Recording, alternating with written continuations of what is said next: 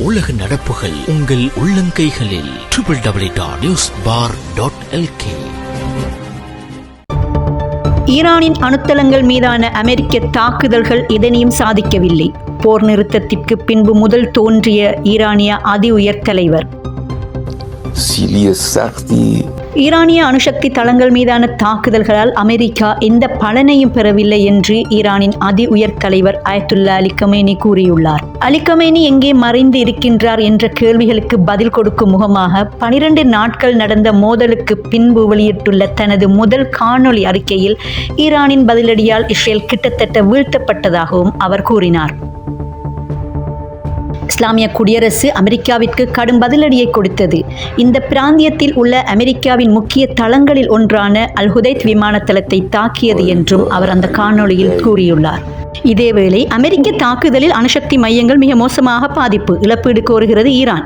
America நடத்திய தாக்குதலில் தங்கள் நாட்டின் அணுசக்தி மையங்கள் மிக மோசமாக பாதிக்கப்பட்டுள்ளதாக ஈரான் தெரிவித்துள்ளது. இதற்கு உரிய இழப்பீட்டை அமெரிக்கா வழங்க வேண்டும் என்றும், இல்லை என்றால் ஐநாவில் முறைப்பாடு செய்யப்படும் என்றும் ஈரான் கூறியுள்ளது. கடந்த 21ஆம் தேதி இஸ்ரேல் மற்றும் ஈரான் இடையிலான மோதலில் இஸ்ரேலுக்கு ஆதரவாக அமெரிக்க படைகள் தாக்குதலில் இறங்கின. அமெரிக்கா மேற்கொண்ட தாக்குதலில் ஈரானின் முக்கிய அணுசக்தி மையங்களான போர்ட்டோ, நடான்ஸ் மற்றும் இஸ்பஹான் உள்ளிட்டவை தாக்கப்பட்டன. இதை அமெரிக்க ஜனாதிபதி டொனால்ட் ட்ரம்ப் உறுதி செய்திருந்தார். இந்நிலையில் ஈரானின் வெளிவிவகார அமைச்சின் செய்தியாளர் இஸ்மாயில் பாகி தெரிவிக்கையில், அமெரிக்க தாக்குதலில் எங்கள் தேசத்தின் முக்கிய அணுசக்தி மையங்கள் மோசமாக சேதமடைந்தன. எனவே அணுசக்தி மையங்களுக்கு ஏற்பட்ட சேதங்களுக்கு அமெரிக்கா இழப்பீடு வழங்க வேண்டும்.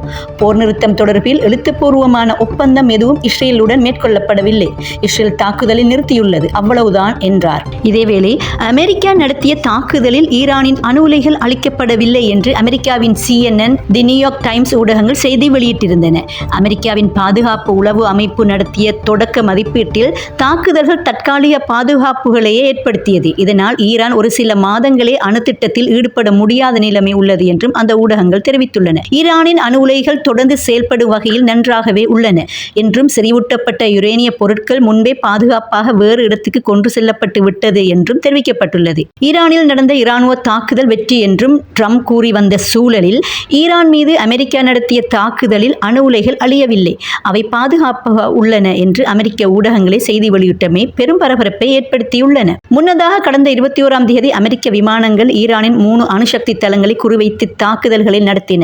இதில் அந்த அணுசக்தி தளங்கள் இயங்க முடியாத நிலைமைக்கு தள்ளப்பட்டுள்ளன என்று அமெரிக்க ஜனாதிபதி டொனால்ட் ட்ரம்ப் முன்னர் தெரிவித்திருந்தமை குறிப்பிடத்தக்கது. இந்த செய்திகளுக்கு மறுப்பு தெரிவித்து ட்ரம்ப் தனது எக்ஸ் தளத்தில் CNN தோல்வியடைந்த நியூயார்க் டைம்ஸுடன் இணைந்து போலி செய்திகளை வெளியிட்டதாக ட்ரம்ப் குற்றம் சாட்டியுள்ளார். வரலாற்றில் மிகவும் வெற்றிகரமான இராணுவ தாக்குதலில் ஒன்றை இழிவுபடுத்தும் முயற்சியில் CNN நியூயார்க் டைம்ஸுடன் இணைந்துள்ளது. ஈரானில் உள்ள அணுசக்தி தளங்கள் முற்றிலுமாக அழிக்கப்பட்டன. நியூயார்க் டைம்ஸும் CNNும் பொதுமக்களால் கடுமையாக விமர்சிக்கப்படுகின்றன எனவும் தெரிவித்துள்ளார். உலக நடப்புகள் உங்கள் உள்ளங்கைகளில். www.newsbar.lk.